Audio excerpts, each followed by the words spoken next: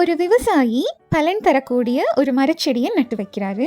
அந்த செடிக்கு எந்தவித இடையூறுகளும் வராத மாதிரி அந்த செடியை சுத்தி இருக்கிற புட்கள் எல்லாத்தையும் சுத்தம் செய்றாரு. அந்த செடிக்கு வரக்கூடிய இடையூறை தவிர்க்கணும்னு நினைச்சவரு அந்த செடிக்கு என்ன தேவை அப்படின்றத மறந்துட்டாரு.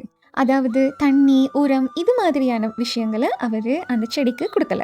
இது நாளடைவில் என்ன ஆச்சுன்னா, அந்த செடி அவர் நினைத்த பலனை தரல.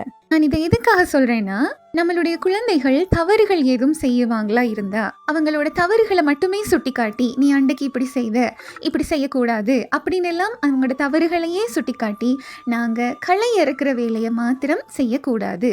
குழந்தைகள் எத்தனை வயதானாலும் அவங்க அட்டென்ஷன் சீக்கர்ஸ் தான். நாங்கள் அவங்கள அப்ரிஷியேட் பண்ணணும் அப்படிங்கிறத அவங்க எப்போவுமே எதிர்பார்ப்பாங்க.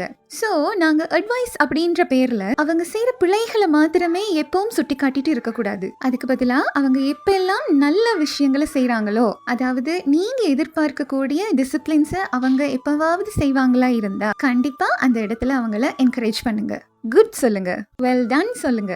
இப்படி செய்யும் போது குழந்தைகள் நாங்கள் கவனிக்கப்படுறோம் அப்படின்றதுக்காகவே சரியான விஷயங்கள்ல மாத்திரமே ஈடுபடுவாங்க. Happy parenthood. குட் டே.